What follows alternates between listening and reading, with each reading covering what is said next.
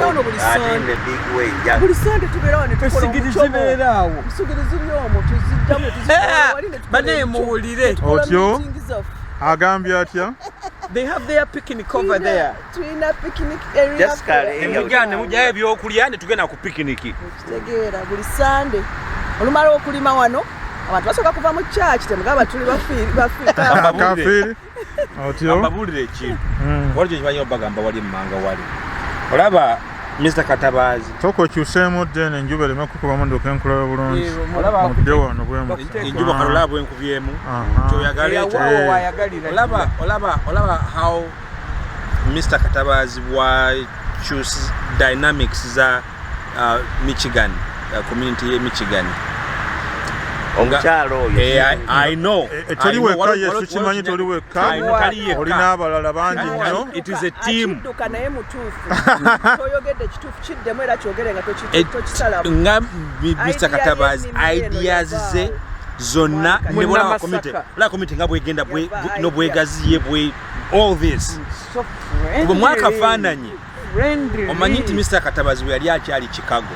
Uno gwe boogerako. Olw'okuba nti abakulembeze tuyina ewaffe emmanga wali ideas zaabwe ziri mu box n'abaliwo. We have more people abalinga Mr. Katabazi e Chicago, but they will not be able to do what Mr. Katabazi is doing here if we still have the same mentality and leadership here in Chicago.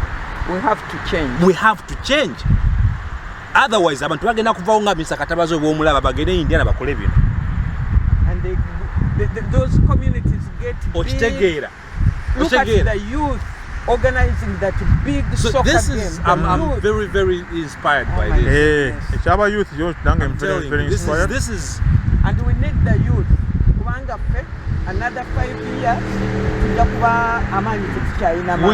but we need those young ones. The future of diaspora leaders is in the youth. The youth. It's the youth. Kiddemu nnyabo kansooke nkusaba otweyanjulire mu butongole kubanga ati abalaba agafa mu Bwengula gano waliwo abatakumanyi nze nkumanyi naye olwaleero tuzikomyewo Michigan eno nga tuzze community ye Michigan yatuyita ne tujja tusambe nabo omupiira. Ntegeezeddwako nti abavubuka be basinze okuwuma omutwe mu engagement eno. Ku kyalubanga lwa Maine tumaze emyaka 2 mu Chicago n'omusobyo tetufunanga kakisa kujja ku engaginga community ye Michigan mu ngeri ngaje tuzze olwaleero nga tuzze kusamba nabo omupiira a friendly game. Tutuvudde ku mupiira kakati era tutuno tukomyewo ku faamu ku nnimiro eya Ugandan community in Michigan. Bulijjo ntera kusangawo vice president omwami Joseph Katabazi naye ate olwaleero omukisa gutukutte kuba tusanze ne president yekennyini Nantebe kabwejjungira nnyabo nsanyusa okulaba kwa Agafa mu Bwengula. Nange bwentyo lamusa kubagoberera abatulaba. Bane mbalamusizza mwenna abawagira Agafa mu Bwengula. Omukutu guno gutunyumira nnyo era tugwekugisa Oluganda. Tugwetanira kyekyo.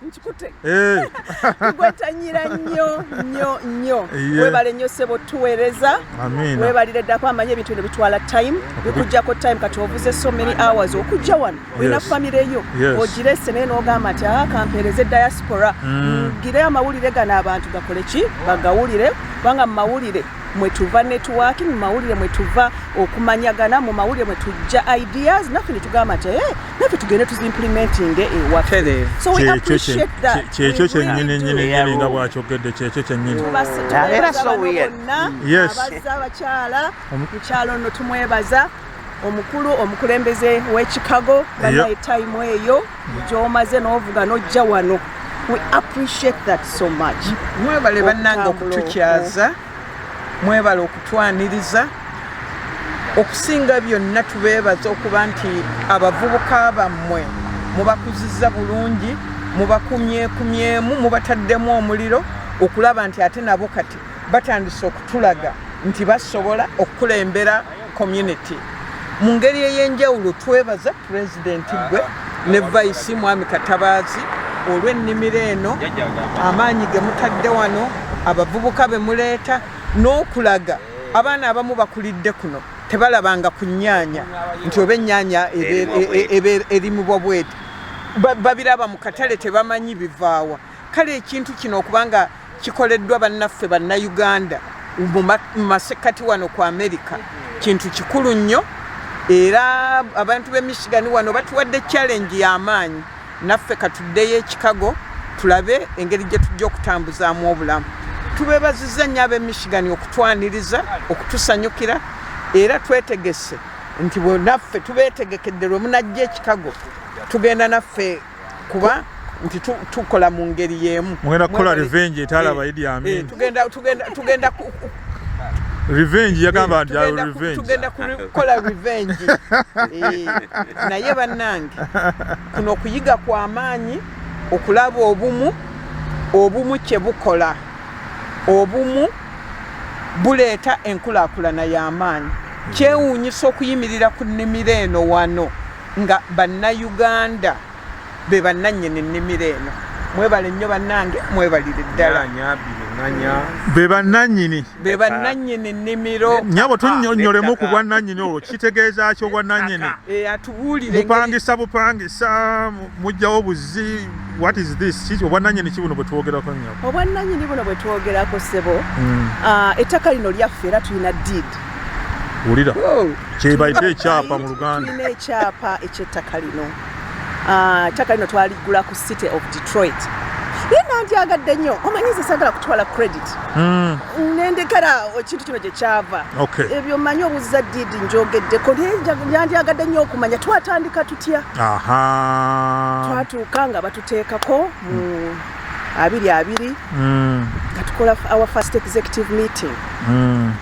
Tuliko right now the executive ba UCOM yenze Dr. Sarah Walugembe, Mwami Joseph Yevice, tuyina Madam Secretary Mebo, Miss Meba Asimwe, tuyina omukyala Miss Lucy Mutebi, Mrs. Lucy Mutebi, y'omu ku ba Minister without portfolio, netubyalira ne Mwami Mukasa Henry, ye Minister without portfolio.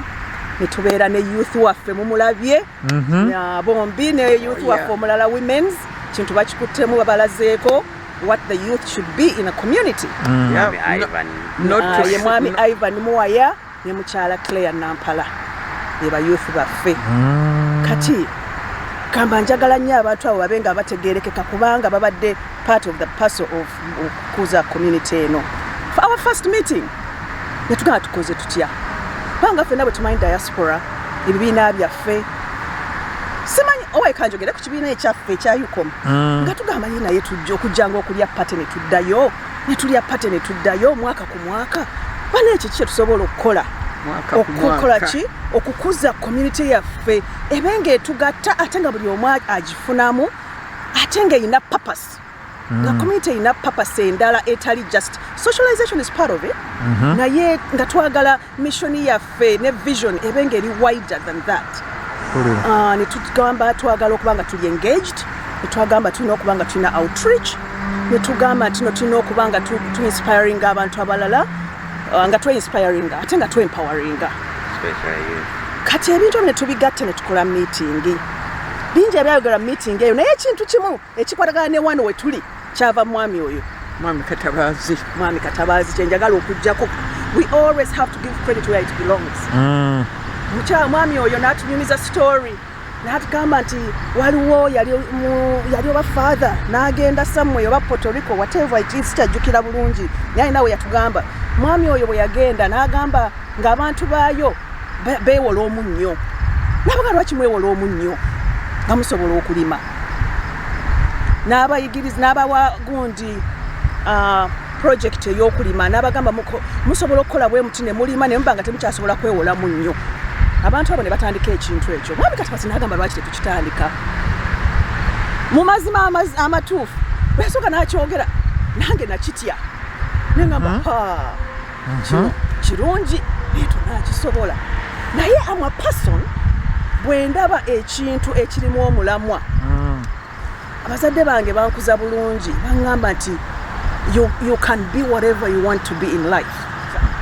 Stoba nga osobola okubeera nga oli determined era nga osobola okuyimirira ne weeyogerako ne weepresentinga bulungi. Presentation eyo baagyentenkangamu nnyo. You have to be able to stand up, present yourself, and you should be determined. Toyinza oli bw'aba yasobola okikola naawe okikola ki? Okusobola. Kati bwe yakyogera ekintu ekyo nenkyagala naye nenga no. Kino ekintu tugenda kikola era tugenda kiyisaawo kigenda kukola. Mugenda kiggusa. Neafuna amasimu mangi era nga bw'obimanyi. And I don't blame them. Banji abakuba banji abapostinga kinaasoboka ate kisoboka kiri mukoze marketing mukoze biki mukoze research. I'm okay. By the way, I believe in criticism. That's the difference with me. Okay. Well, what you believing I'm a criticism. Tosobola kola ki? Tosobola kupinga. Oyino kubanga oli believing I'm a constructive criticism. Okusobola okudevelopinga. So ebintu ebyo babireeta. Tugamba abantu bano batuufu. Kasooka tukole pilot study. Tukwata pilot study ne tugenda ne tuliisinga obulimiro anaaba. Obulimiro obwo betuliisinga bannange twaliisinga obulimiro obwo $162 buli ddi season yonna obulimiro bwali musama. Kati munnange omanye ebintu bino bw'osaba Katonda bibaamu omukisa. Kati nga batugamba waliwo omwami bamuyita Mwami Matthias mulimi aliyo Pennsylvania. Nene tunoonya tugenda ku Google mwami n'atubula. Naye Katonda bw'oba osaba Katonda wo Katonda akuddamu. Mwami Katabaaza aba ayingidde kuzimu some of the meetings ezibeera mu community nga Mwami Matthias ajja ng'agamba buli omu babasabye abantu abaliko ku Zoom be introducing. Wagamba nze Mwami Matthias omulimi. That's exactly what his introduction. Eyo yingireyo otya mulyoke musinkane mu Bwengula. Kati awo bwawulira ekyo Zoom ozimanyi ng'ogenda mu inbox ng'ogamba mpaka namba. Gamba kyagira mu kati awo atandikira bannange saagala mbe omwanya aw'emboozi. Nange nja kukyongerako asooka avaawo ku Mwami Matthias atukoledde ki Mwami Katabaaza naawe yogera. Omwami oyo Matthias Mugema abeereyo Maryland. Muvubuka ddala nvumo namulabako. Very enterprising. Kati alima alimireyo mu Maryland. Ndoza Uganda yasooka okulima mu America wa. Managing like hundreds of acres is a association ejagina naye alina page ze alimira ku scale ya waggulu nnyo. Kati era mu video bw'ogenda n'omunoonya ku YouTube ojja mulaba alaga waliwo Munnayuganda mwami yiga mulimi weeyo I think oba Uganda Masaka oba Luweero somewhere mulimi w'amaanyi nnyo. Kati okusinga gwe yali interviewinga yajja n'amunoonya e Maryland n'amulaga YouTube bu video kwe buli obuwera. So kati bwe twamufuna n'asanyuka nnyo nja kujja mbayigiriza. Nesooka tufuna omusomo ogwasooka mu kilaasi twafuna hall n'ajja n'atuyigiriza n'awandiika ne board nemutwala notes. Yes, netuwandiika ne notes. Kati olwaddako n'ajja n'ebikola. Wow. Physically netulaga okola bwoti osimba egundi ennyaanya ozitimba bwoti n'oziteeka mu nursery n'ozikola bwoti okay tunasobola naye nga tujja kugenda mu maaso. Kati n'abeera bambi ng'ajja ku stages zonna era eri anaaba mu kalimiro akasooka tetwagira mu budde kusimba nsiko. Kati ye n'agira ebirokwa n'abivuga okuva ku faamu ye okuva e Maryland n'abiteeka mu rento n'abireeta. Njagala mumanye omwami ono kumanya ayagaliza bannayuganda. Bane tweyagalize ate empowering ate inspiring. Omwami no twamugulira ticket nga tetulowoozeza nti ebirime bino ate mboota ebiri fragile biki n'atuuka ku nnyonyi ne bamugamba ffe ebyo tetubiriiko tujja we tuteeka kago babimenyese. Bannange nze sijja bbali abakubaazi n'aligambye abeeyo bino biganye muno n'ebintu byamagezi. Omwami omanyi kye yakola ng'akyusa ng'akuba ng'agenda kufuna rento. Ennyonyi n'agivaako. Ennyonyi eyawanaawa ng'avuga olugendo lwa 8 hours. Wow. N'ebirime mu tandikira awo. Mukiwulidde ekyo bannange? Ate kati process ey'okulima mu March awo nga bukyanjogo butandise okutaanu mugenda towards spring we mutegekera ennimiro bino byonna ebiveera biki kutema bikata byonna mubijjamu kuteekamu bigundi compost manure biki byonna biteera mu budde obwo okutiringa okukabala n'okufuula ettaka byonna bikola mu budde obwo n'obikka n'ekiveera ekyo yajja era mu budde obwo netubikolera wamu n'atulaga how to do it kati well engeri gyayagaliza kyali kimukakaatikako okulaba nti abantu bano sijja balekerera mu bugundi n'akomawo okusimba eri mu bulimiro buli nebikula n'atulaga how to take care of them netukola kyetusobola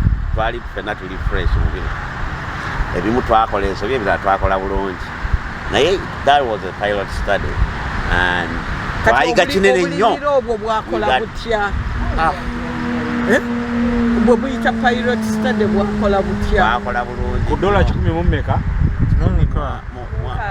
$162 season buli kalimiro kabeera 25 by 30 kati obulimiro bubiri byali bisatu mwabiri mummeka mwabiri munnya obulimiro bubiri that's 25 by 60 now we did 25 feet 25 feet 1 2 3 25 by 60 katono katono singa tubadde n'obudde batuukawo pilot mwami Tukikube yalabawo last year mukyalimirayo yes gyekali era mulimu sukuma week which is colored green twalimamu ne lettuce mulimu okra mulimu hibiscus njagala okumanya 162 buli kalimiro amagoba ga awunze awo wekinyegenyege wekiri awo otandise okukuba ebibalo oyagala kutunda kibanja kya jjajjaawe twatunda naye ndowooza twakola omutwalo ogwa ddoola kati nga bino bwe mwabala byonna bye mwateekamu byavaayo ne tikiti ebyo byonna nga byavaayo ne musigaza omutwalo kati wano tutunuulidde emeka mwagala kumenya banka nze kamba buulire tica bye yatugamba mwami Matayas ate yali mutuufu kubanga lwakwa twali ku pilot study of course ngaera bannayefena twasoma mu bitabo na biki student era aba student oluusi anafuwamu n'atatuukiza byalina kukola oluusi ne tutafukirira ku budde oluusi ne tutagenda kubijjayo kubiharvestinga ku budde stakinga tetwastakinga okustakinga kwekuliwa toziraba zino eno ye staking zaatugwako wansi neziremera ku ttaka nga mukyali mu pilot mukyayiga buyisi temunnaba kumanya wekibukolebwa era mujjira ddala wano ne mukwatamu era kati is due to more staking kati olaba bino byonna tulina okuzizaayo eno ate empola muleme kumenya matabi tosobola kuyitawo wano kati tulina okuddamu ne tusiba musobole okuyitamu kati nezongera okumera nga zirengejja bwe mwezi guno omulala gw'oyagalamu bane this is amazing babuuzizza omanyi twagala ku inspiring abantu omwami ono abuuziza ekibuuzo tetwagala tukireke mabega nze naye ngera kiddamu omwami ssebo tenayera kikuddamu nga bakisomesa mu kibiina tuleme kubikula nnyo ebitabo kiddemu ng'ennimiro eno bweyimiridde otyo mwami Matayas yatugamba obulimiro obwo mbulaba 25 by 30 buli kalimiro mba mukakutte bulungi buli kamu kavaamu ogumu ekitundu he was very right senga obulimiro obwo twasiteekinga ennyaanya zino nga bwe twali tulina okukola netufukirira nga bwe twalina okukola sente ezo zandivuddemu 25 by 30 ekola ogumu ekitundu yali mukwano gwange obubiri twabujjamu gumu naye twandijjemu esatu senga twali tufolowinze buli kimu nga bwe yalitugamba. It was a pilot study. Yes. Salongo akalimiro kali tubagala kubikula bitabo naye kankulage akalimiro kali 25 by 30 kakola ogumu ekitundu kakati kyusa kamera otunule wano ogirabye nti eneringa 100 kikumi sino ngai atano ku kikumi kikumi mu atano koma wano 15 ngogenza kubiringanya okubaawo otuuka wali otandise okubala lotare so 15 ku 10 gabizaamu 25 kumeka ekyo kiwedde Matthew mutegedde tugende tulime bottom line yeyo tugende tulime okitegedde olaba abantu season bwetuuka ne baggalawo ne babeeramu ne batuula ne basirika bagenda Europe waliwo eri gye twagula balina ka greenhouse balina family farm twagendawo okugulawo ku birime bye twayongera last year mu pilot ntala n'atugamba nti ffe wano season bweggwa ffenna n'abakozi nga babasasulira nga bagenda Europe, South America. Season bwekomawo nga bonna n'abakozi babasasulira.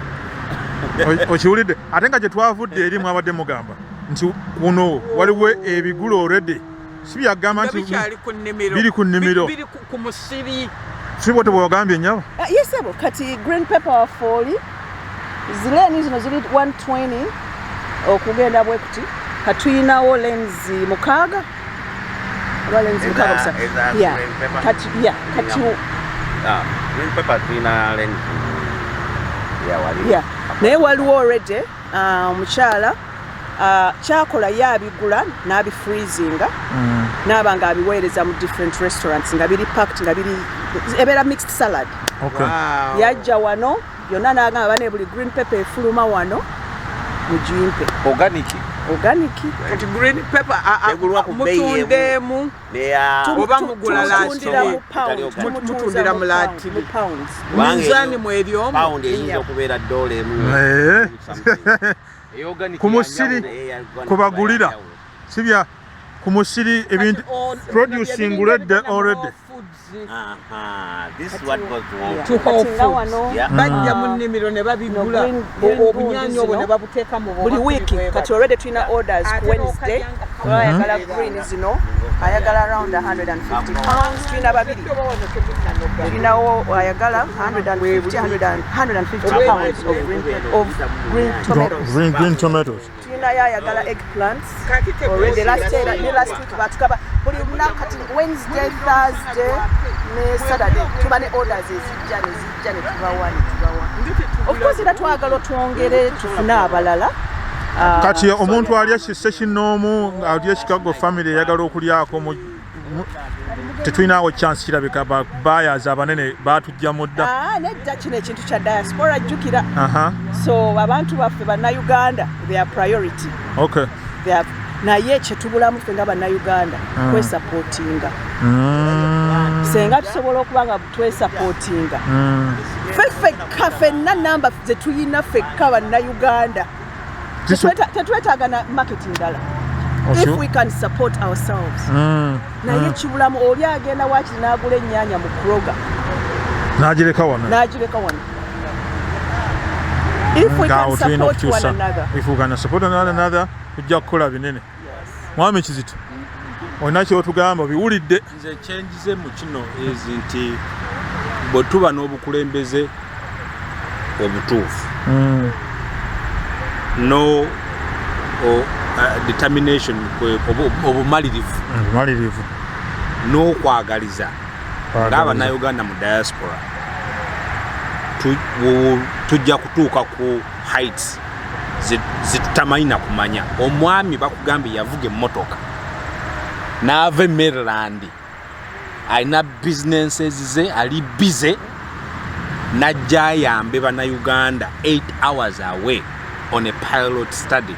Si mulundi si gumu si ebiri emirundi esatu okitegeera Saalongo nkitegeera owe Maryland kaya simugema okusobola okuyamba bannayuganda abaliwa e Michigan be yalaba ku Zoom nagamba bano kaŋŋende tulabe kubanga nsuubira simanyi mumanyi yali akonaganyeko ne community endala zonna oba mmwe mwasooka ffe twasooka okiraba mu bannayuganda naye nga traveling n'agenda e Mexico n'agenda e Puerto Rico n'agendawo era we twakolanga appointment ze ng'asooka kutunula mu schedule naga awonja ku siriiwo naye ng'omuli ali mbagwira abalala naye ng'ate ffe bannayuganda bannange waliwo ataakulira ku nnimiro taliiwo so Uganda twakulira ate ekiri mu nnimiro kino bannange kye twayigaza banaye nange nali sikimanyi era nakiyigira mike ya class ya mwami Mathias bane mulimu careers endala ze tusomesa abaana nze kati nga mulimu farming mechanics mulinga agenda nasoma engineering nga yageze twa engineering wa byuma ebikola ku nnimiro it's a career mwami mugema oyo y'omu ku bantu simanyi abalina irrigation gundi abali licensed okukola what a particular irrigation is just 5 in America bali batano mu America yo and that Uganda is one of them man Mathias kamba mulimu so many careers mu farming ze tusobola okuyigiriza abaana ekiro kyakyenjagala okwogerako Saalongo kuno kulima this is one way abannayuganda gye basobola okukola ki okwetumbulamu mu diaspora eno naye bwe tugatta emitwe with the right leadership the right mentality ideas zijja kati ono musawo ali ku nnimiro okiwulidde tekikugaana kuba nti oli inginiya wa kompyuta n'okulima n'olima oba n'okolayo ekintu ekirala musawo ali ku nnimiro okitegeera so waliyo abaana abali mu galaji bagezako kuzimba kompyuta bali mu cryptocurrency bali mu IT bali mu bino naye nga si bye baasoma tubawagire waliwo kakati nga bano abali ku nnimiro tubawagire ono musawo ali ku nnimiro tumuwagire abali e California ng'oyagala ennyaanya eri organiki omunnayuganda gy'alimye one green pepper one bashipinga okitegeera website eyo bagiyitaani nyabo website egenda kuba up tubadde ne website naye tugenda gikyusa so egenda kukyuka ebeere www.ugandansofmichigan.org ogenda n'okola order ne bakushipingira bakyamala ekiddako ku ekyo ideas bears naye munanga olaba kati kino kimukola wano Dr. Walugeme sigenda I won't be surprised enkya bwe nkomawo wano nga mwina restaurant ey'Abannayuganda because it is completely and also emmere gye mufumbye wali abantu oteeka no restaurant nga because tuna restaurant ndoza restaurant gye manyi ya Jaliz eri California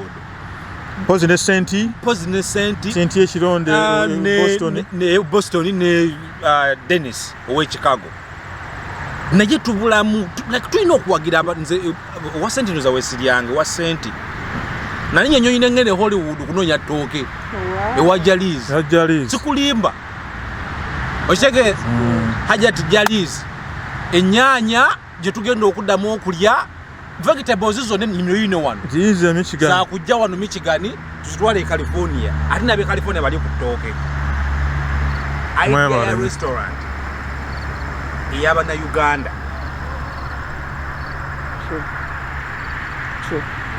because ebintu biva wano kituufu nnyo olaba ebintu biva wano ebintu boba obyerimidde otunda wali ne batunda n'ebintu ebisigaddewo ne bigenda ku woteeri mbeyanziza nnyo mwebalire ddala era ndowooza tugenda kukomaawo naye mwebale nnyo bannange okusingira ddala kino kye mukola kyanjawulo nnyo kyebulaba nga nze buli lwenfuna akakisa akajja kuno mba nina okudda wano ne ntuuka wano kyanjawulo kiri unique sinakiraba bino ebyamawulire naakatandika okubyenyigiramu naye nabannanga babinsookamu mbadde mbalaba nobody has reported this nze nzinasooka okuleeta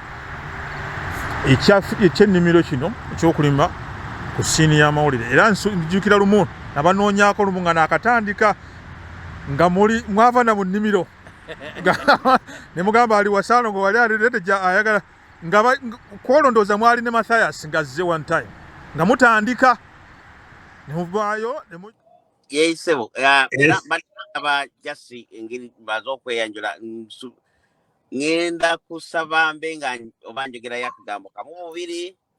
Yes sir. Banga Yes sir.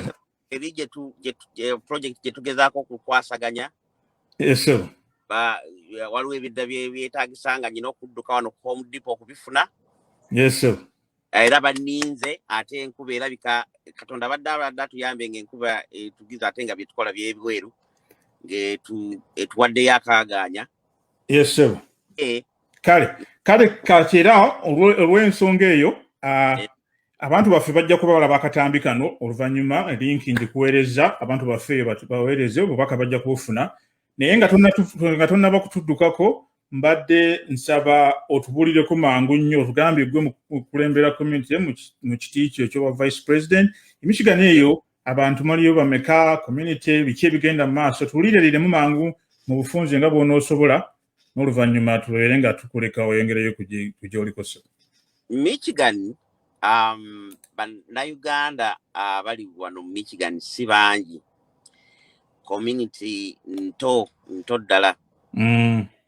Kati era tugezaako okugizimba nga tulaba nti twetaaga abantu abali eyo yonna mujje Michigan asaganye tuzimbe community.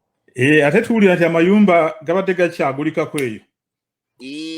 Gabadde gakyagulikako era abantu abasobola okujja wano amayumba gagulikako ate kugamba abantu batandise okumuvinga back into Detroit okuba nti baddamu okuzzaawo Detroit nga beyabeeranga wedda. Okay. So abantu bajje bannayuganda mujje Michigan tukwasaganye tuzimbe community y'abannayuganda wano. Amina. Yes. Yes. Kakati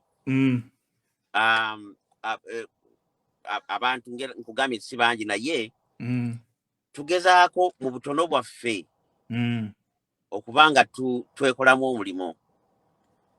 Kwegamba njagala okugira ku Bibinak nti kwegamba nze bulijjo ekintu kyengezaako okugira nti abantu abannayuganda okubanga tugezaako kwasaganya ekintu katugamba olugero olugamba nti agali ewamu gegaluma ennyama.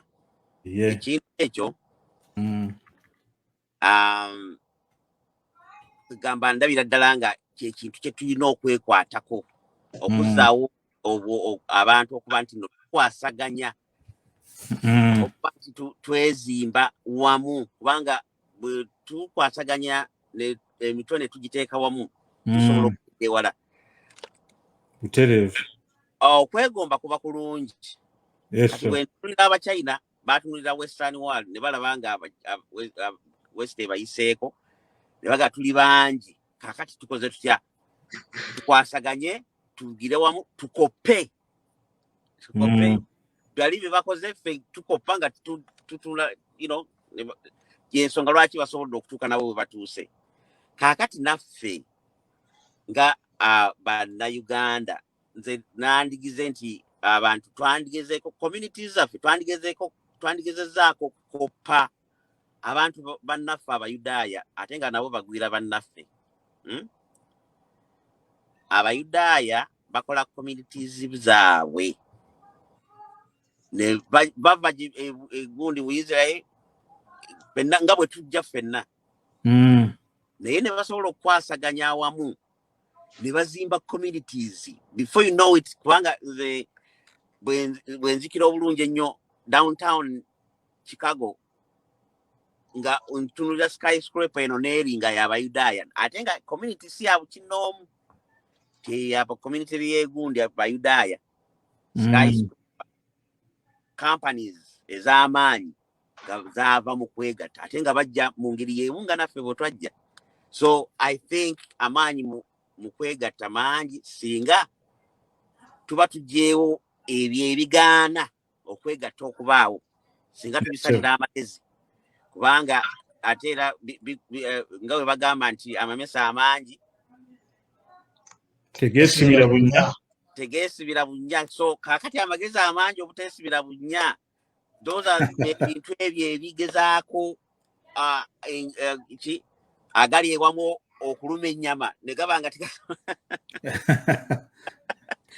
akati singa tusobola okwidentifyinga ebiki ebyo ebigaana okuba okwegatta kusoboka I think tusobola okubaako gye tulaga ne tunaffe ne tusobola okukola nga bannaffe abayudaaya bwebakola ki bwe bakola nga kisoboka ate osobola off the top kubanga ekintu ekisinga obuzibu ku Africa nti tulina kansa w'ekigambo kye bayita individualism.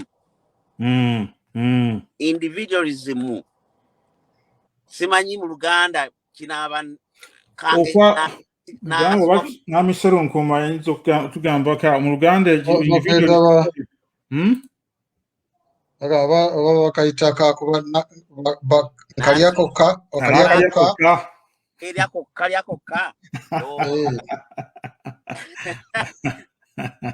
era netubeera n'endowooza egamba nti nze ndi bulungi zirindaba olwange bali n'obaleka so mu butalambula musibe zirindaba olwange talambula basibe kakati so nga ate gano agali awamu galaba gakola ki gatuyamba okwavoidinga embeera ezo zonna ndowooza mukulu kyabadde agezaako tugamba kirina okulemera ku olwo olwagali awamu tulule zino endala ezitulaga nti tekisoboka tufune amagezi agajjawo ebintu ebyo nga individualism kyekisinga kati mu individualism omwo ebintu bingi nnyo byosobola okugjamu n'omenya engeri gye sira kadde kangi osobola okumenyako ekintu kimu nga kale katugambe transparency individualism ecausing corruption ekintu transparency mugundi kintu kikulu nnyo trust okwesiga n'obulambulukufu ndowooza transparency bwe bulambulukufu yes obwerufu kintu kikulu nnyo kasita musalira ekintu ekyamagezi buli muntu n'amanya nti okay bwe mbanyigize mu kintu kino amaanyi gange tegagenda kubaako muntu omu ate akasente konna ketugize ate yakateeka ku akawunti ye kubanga ekyo ekintu ekisinga okuba nti kijjawo obwesigwa kati bwe musalira ekintu amagezi ne mugasala aga addressinga okuba nti no gundi transparency ye first priority awo ekintu kyonna kisobola okukolebwa mu ngeri entuufu kati awo kwegamba nze yegundi yange yengezaako okuba nti no tugezaako okusukuma mu maaso tukole kyonna kye tukola ng'ekintu ekisooka tucekinga transparency ate n'okuba nga tu-encouraginga abantu okwesiga kye tukola tukwasize wamu agali awamu ago oba Bazulu be bakiyita ubuntu oba say bantu word ubuntu kati mu Luganda ndoza kye kijja okuba bwase Luganda obuntu bulamu yes kati nga ekintu ekyo kintu kikulu nnyo tube nga tusobola okukola ki okubako kye tulaga kubanga tuli wano mu gundi wano mu America is indeed land of opportunity abantu osobola okukola n'okukola nnyo n'osoma yes n'okimakinga n'ogaggawala naye ate bwe mukikola ne mubanga ate gundi mwenna mugaggawadde wamu ate kiyitirira kiyitirira kagamba ne bwe muba nti mwenna simuli naye nga mwenna kagamba mulina ebintu ebitambuza obulamu nga biriki nga tewali ali mu kubonaabona okuli awo ali mu mbeera ey'okubonaabona okay yes gwokimekinze nti doctor oyina omulimu ogukuwa sente naye ng'abantu abava ewamu aboogera olulimi olumu abava mu nsi emu nga mugira oba ne mukuza birthday party kugamba muba mufuuse family kubanga buli wegira nti gundi alinayo birthday party ne mugenda bwe tujja wano tufuuka family wadde tuva mu different families and different mu bitundu ebyenjawulo naye tujja wano tufuuka family so singa tweyambisa gundi eyo ne tweyambisa ne opportunities eziri wano eziri endless then tusobola okubaako gye tulaga so bannange kati ebyokwogera nina bingi kanjogere katono ku bye tugezaako okuba nti no tukola projects ezisobola okuba nti no zireeta ejjamba mu nsawo tubeere nga tuli self-reliant twemalirira otyo project tulinawo pilot project ya kulima tukyagezesa tulabe oba endeesobola okubaako kyekola okulima kankusala ekirimi mulima Michigan oba mulima waffe Uganda wano Michigan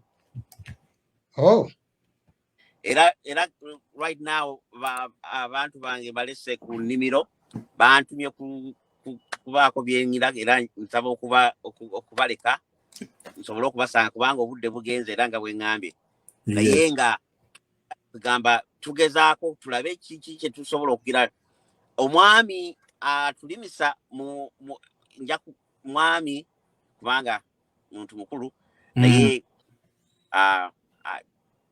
muvubuka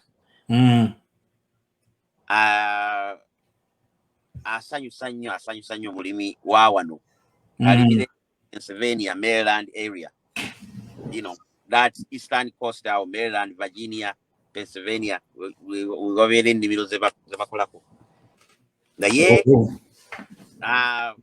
ekintu kyakola kitegeera nabadde njagala nnyo okumuleetako ku gundi eno naye lwakuba obudde bwaganye kugamba ebintu bingi nnyo bye tulina okukolako so sidde kugira kumugjawo wali yakubiriza abantu okubanga abalaga ki ekyokukola naki so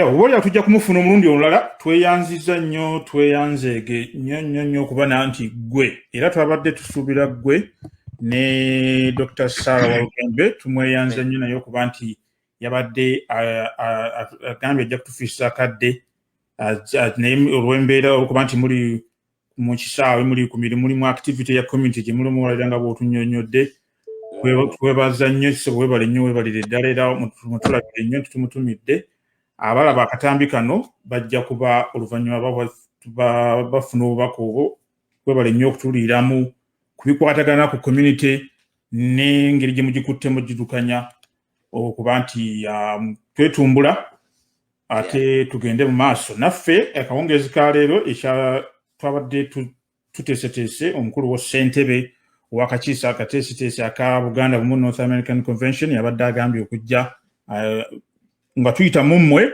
twogereko n'abantu ba community tubategeeze ebikufa ku kibiina n'olukiiko oluteekebwateekebwa naye olw'okuba nti ataataaganyeemu tubadde bamukisa omukulu ssentebe y'oggwanga mujje era gy'agenda okunnyonnyola yazze n'abaguka mangu najja n'ayingirawo mu studio asobole okuba nga anyumiza ku bantu bossebo eyo bamukulembera ebikwatagana ku kibiina kino wano ggwanga mujje ate nekiri ekitutwala ekinene ekya Buganda Bumu North America n'olukiiko olwo tuteekateeka naye webale nnyo webalire ddala okufiisa awakadde sitwagala kukwata nnyo tujja kuleka oyongereyo linki njikuweereza abantu baffe